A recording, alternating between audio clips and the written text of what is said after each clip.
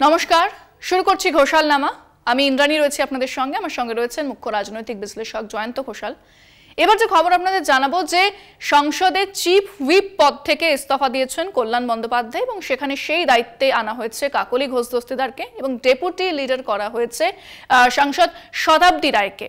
তাহলে লোকসভায় এবার কিভাবে ঘুঁটি সাজাচ্ছে তৃণমূল? কারণ আমরা জানি যে লোকসভা যেভাবে সেখানে আলোচনা চলছে এবং অত্যন্ত গুরুত্বপূর্ণ বিষয় সেখানে তুলে ধরা হচ্ছে, তাহলে কি থাকছে তৃণমূলের স্ট্র্যাটেজি? আমি এই বিষয়টা জয়ন্তদাকে জানতে চাইবো। জয়ন্তদা, কল্যাণ ব্যানার্জি আর বলবেন না, কল্যাণ ব্যানার্জিকে নিয়ে দিল্লিতে জমাটি আলোচনা, তার মধ্যে আবার কল্যাণ ব্যানার্জি আজকে তাঁর বাড়িতে বাসভবনে কামরাজ লেনে বোধহয় ওনার বাংলো, সেখানে বাংলার রিপোর্টারদের নৈশভোজে আমন্ত্রণ জানিয়েছে। ব্যাস, সাংঘাতিক ব্যাপার। সমস্ত সর্বভারতীয় চ্যানেলের সাংবাদিকরা আমাকে এসে ধরেছে যে কল্যাণ ব্যানার্জির বাড়িতে ডিনার হচ্ছে, শুনেছি বাঙালি সাংবাদিকরা যাচ্ছে, তুমি তো নিশ্চয়ই যাচ্ছ। আলাম যে না না না না, আমি যাচ্ছি না, আমি অনেক এখন বুড়ো হয়ে গেছি, এরা সমস্ত বাচ্চা ছেলেমেয়েরা সব যাবে, হই হই হবে একটা ডিনার ফিনার ওইসব রাত্রিবেলায়। তো আমি তখন বললাম যে কল্যাণ ব্যানার্জির ডিনারে যদি হয় তাহলে কি আবার খবর হবে? তারা সব জিজ্ঞাসা করছে। তা আমি বললাম যে মগজাস্ত্র খাটিয়ে বলছি খবর হবে না। কেন হবে না? তার কারণ প্রথম দিন যে ইন্টারভিউটা ফোনও দিয়েছে, আউটবার্স্ট অফ ইমোশন, ক্যাথারসিস কল্যাণ ব্যানার্জি, উনি অপমানিত বোধ করেছেন একটা বিরাট, যেমন বাংলার একটা চ্যানেলে তিনি ফোনও, কিন্তু সেটা ইন্টারভিউ বসে এরকম ভাবে অর্গানাইজড ইন্টারভিউ নয়, তাহলে তো সেই চ্যানেলের দিল্লির প্রতিনিধিকে বাড়িতে ডেকে উনি সেজে গুজে ভালো একটা জামা টামা পরে করতে পারতেন। এটা একদম সঙ্গে সঙ্গে বৈঠকের পরেই ফোনও দিয়ে সাংঘাতিক একটা রিয়াকশন। আমি অবাক হব না যদি ফোনটা উনি নিজেই করে থাকেন সাংবাদিকদের ফোন করার আগেই। সেটা আমি জানি না, না জেনে বলছি না, অবাক হব না যদি সেটা হয়। কিন্তু কল্যাণ ব্যানার্জি তার যে আউটবার্স্ট, তাতে এখন কেন খবর হচ্ছে না?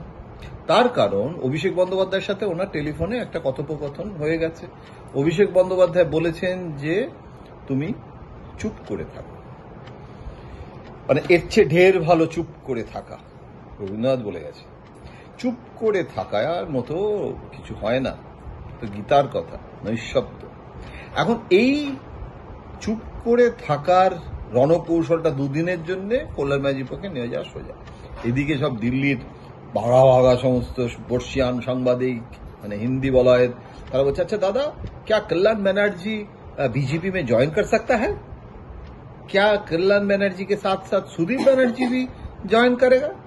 अलम जे हाँ, ममता बनर्जी एक बनर्जी को छोड़ के बाकी सब बनर्जी शायद বিজেপি মে আ জায়গা। তো রসিকতা ছাড়ুন, আমি মোদ্দা কথাটা যেটা বলতে চাইছি যে কল্যাণ ব্যানার্জি এবং সুদীপ বন্দ্যোপাধ্যায়ের এক্সিট কেন বুঝতে হবে। এটা কোনো ইন্ডিভিজুয়ালের ব্যাপার না, কল্যাণ খারাপ সুদীপ খারাপ, ব্যাপারটা এরকম না, এটা তো একটা অ্যাসেসমেন্ট। এবং অভিষেক বন্দ্যোপাধ্যায় আজ নয়, বহুদিন থেকে এটা বলছেন একটা নতুন লিডারশিপ দরকার। অভিষেক বন্দ্যোপাধ্যায়কে যে দায়িত্ব দেওয়া হলো, অভিষেক বন্দ্যোপাধ্যায় দেখুন 2026-এর বিধানসভা নির্বাচন মমতার ছবি রেখে হচ্ছে, সেখানে অন্য কারো ছবি নেই, অভিষেকের ছবি নেই, এবং সেটা অভিষেক চাইছেন না। অভিষেক কিন্তু স্ট্র্যাটেজিক্যালি এবং সমস্ত যে সমস্ত অ্যানালিসিস স্ট্র্যাটেজি এগুলো থেকে একটা সিদ্ধান্তে উপনীত হয়েছে তৃণমূল কংগ্রেসের স্ট্র্যাটেজিস্ট সিদ্ধান্ত যে অভিষেক বন্দ্যোপাধ্যায় তো আনস্পেন্ট ব্যালেন্স হয়ে থাকছেন, ওনাকে খরচা করে দেওয়াটার কোনো মানে হয় না। এখন তো মোদি তো বিজেপির প্রধান মুখ, এখানে কিন্তু কোনো রাজ্য সভাপতি সমিতি বলুন, শুভেন্দু অধিকারী বলুন, কে মুখ্যমন্ত্রী হবে ওরা তার কোনো প্রার্থী বাছাই করে, প্রার্থী কোনো ছায়া প্রার্থী যাকে বলে সেসব কিছুই করতে পারছে না বা করেনি। দিলীপ ঘোষও তার মধ্যে কথাবার্তা বলেই চলেছেন, আরো অনেক নেতা টেতা রয়েছেন। সুতরাং সুকান্ত একদিকে, শ্রমিক আর একদিকে, ওদিকে শুভেন্দু, কিন্তু মোদিকে দিয়ে ওনারা ভোটটা করতে চাইছেন। তাহলে মোদি বনাম মমতা, মমতা সেই কারণেই রাজ্য বিজেপি কিছু ফ্যাক্টরি না, মূল লড়াইটাকে কিন্তু কেন্দ্র বিরোধী, দিল্লি বিরোধী, এবং যারা ডবল ইঞ্জিনের কথা বলে তাদের বিরুদ্ধে এই যে জিনিসটা করছেন। এখানে একটা জিনিস অনেকদিন থেকে অনুভূত হচ্ছিল যে একটা কোনো ডিটারমিনিং পার্সোনালিটি, মানে যে পার্টি লাইনটাকে ডিটারমিন করে। কল্যাণ কিন্তু পার্টি লাইনের প্রবক্তা, পার্টি লাইনের ডিটারমিন করে তো মমতা বন্দ্যোপাধ্যায় এবং অভিষেক বন্দ্যোপাধ্যায়। এটা একটা যৌথ নেতৃত্ব, এটা কিন্তু এস্টাবলিশ। যারা সমস্ত ঝগড়া ঝাঁটির গল্প শুনিয়েছে, অমিত শাহর মতো নেতা কিন্তু বিজেপির সমস্ত মানে রাজ্য নেতাদের কাছে বা বিভিন্ন নেতাদের কাছে তিনি অফ দ্য রেকর্ড তিনি সবসময় বলেছেন যে ওই মমতা বনাম অভিষেকের বিবাদের কাহিনীতে তোমরা কিন্তু ট্র্যাপড হইও না, ভুলে যাও ওসব কিচ্ছু না। ঠিক যেরকম মোদী আর অমিত শাহ বিবাদ নিয়েও তো অনেক রকমের কথাবার্তা হয়, তো ওই সমস্ত বিবাদে যেও না, তোমরা নিজেদের দিকে তাকাও। 1 কোটি সদস্য সংখ্যা অভিযানের জন্য বলা হয়েছিল, কটা পেরেছ? এত ভোটার তালিকা নিয়ে আমরা সমস্ত বলছি করছি, নির্বাচন কমিশন করছে, তোমরা কজন মানে তোমাদের ব্লক স্তরে যে এজেন্ট দেওয়া, বিএলও না হয় নির্বাচন কমিশনের, বিএলএ, সেইখানে তো তোমার এজেন্ট যারা ব্লকের, সেই এজেন্টরা কারা? সেগুলো তো দলের কর্মীরা, তারা কোথায়? তাদেরকে অর্গানাইজ করো, দরকার আরএসএস এর সাপোর্ট নাও। এখন এইসব আলাপ আলোচনা শুরু হয়েছে। অমিত শাহ কতটা গুরুত্ব দিচ্ছে দলের সব সাংসদদের নিয়ে দিল্লিতে, তিনিও বৈঠক করলেন। তো একদিকে যেরকম অভিষেক বন্দ্যোপাধ্যায় সাংসদদের নিয়ে ভোটিং করছেন, তাহলে এখানে অভিষেক বন্দ্যোপাধ্যায় এসে যাওয়ার ফলে পার্লামেন্টারি পার্টিটার গুরুত্বটা বাড়ছে এবং পার্লামেন্টারি পার্টি অ্যাগ্রেসিভ হয়ে তারা কিন্তু আগামী দিনে, এবং এটা শুধু 2026 নয় 2029টাও মাথায় রাখতে হবে। তো এই গোটা জিনিসটা অভিষেক বন্দ্যোপাধ্যায় আসার ফলে, এবং কল্যাণ বন্দ্যোপাধ্যায় সম্পর্কে এটা তো ঘটনা যে একটা পারসেপশন তৈরি হয়েছিল যে তিনি অনেক লুজ টক করেন, তিনি মহুয়া মৈত্র এবং কল্যাণ ব্যানার্জির যে বিবাদ সেটাতে বিজেপি খুব মজা পায়, সারাক্ষণ সোশ্যাল মিডিয়ায় চলে, সেগুলো অন্তত বন্ধ হচ্ছে। দেখুন, মহুয়া কিন্তু যোগ্য, আর্টিকুলেট, বক্তৃতা ভালো দেন, কিন্তু কই মহুয়াকে কিন্তু, এবং কংগ্রেসের সাথে সুসম্পর্ক রাখেন, কিন্তু এতৎ সত্ত্বেও মহুয়াকে কিন্তু ডেপুটি লিডার, চিফ হুইপ করা হয়নি। কল্যাণকেও করা হয়নি, মহুয়াকেও করা হয়নি। কল্যাণ বাদ গেছে, মহুয়া আসেনি।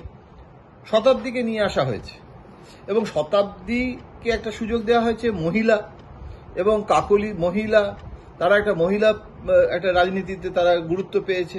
আবার এর সাথে জেলার রাজনীতির সন্তোষ অসন্তোষ অনেকগুলো অ্যাড্রেস করে দিয়েছে মমতা এবং অভিষেক। সুতরাং এখানে যৌথ রণকৌশল আছে। জেলা কমিটিগুলো সাজানো হচ্ছে, ওখানে অনুব্রত গুরুত্ব বেড়েছে, এখানে শতাব্দীর জাতীয় স্তরে গুরুত্ব বেড়েছে।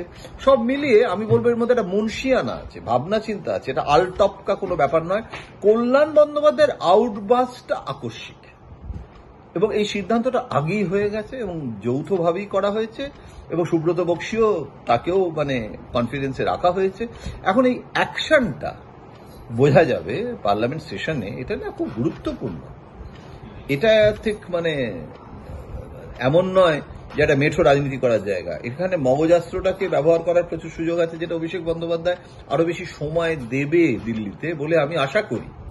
এবং উনি যদি সময় দেন, এবং জাতীয় স্তরের কুশীলবরা, তারাও তো নতুন প্রজন্ম এসে গেছে না। স্ট্যালিনকে ঠিক নবীন প্রজন্ম বলা যায় না বয়সের দিক থেকে, কিন্তু নবীন প্রজন্ম সে অর্থে যেহেতু করুণানিধির পরে তিনি এসেছেন, কিন্তু বয়সের জন্য নয়।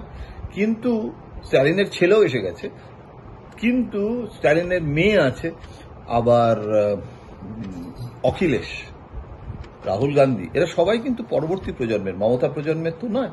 তো সেখানে অভিষেক এলে এই কোঅর্ডিনেশনটা বিভিন্ন দলের, যে কারণে ইন্ডিয়া জোটে তিনি আসছেন। তো সব মিলিয়ে আমার মনে হচ্ছে যে এবার একটা নতুন তৃণমূল কংগ্রেসের নতুন অধ্যায় সূচিত হতে চলেছে। এটা শুধুমাত্র নিছক একটা ব্যক্তির আউটবার্স্ট অফ ইমোশনের ভিত্তিতে বিশ্লেষণ করাটা বোধহয় সঠিক হবে না। অনেক ধন্যবাদ জানাবো জয়ন্তদাকে। আপনারা শুনছিলেন আমাদের অনুষ্ঠান ঘোষালনামা, যেখানে জয়ন্তদা বেশ কিছু গুরুত্বপূর্ণ খবরের বিশ্লেষণ করেন এবং সেই বিশ্লেষণ আপনাদের সামনে তুলে ধরলাম। পরবর্তীকালে অবশ্যই আরো গুরুত্বপূর্ণ খবর নিয়ে আমরা আলোচনা করব। তবে আজকের অনুষ্ঠান এখানেই শেষ করছি। দেখতে থাকুন কলকাতা টিভি এবং কলকাতা টিভি ডিজিটাল, রাত দিন 7 দিন।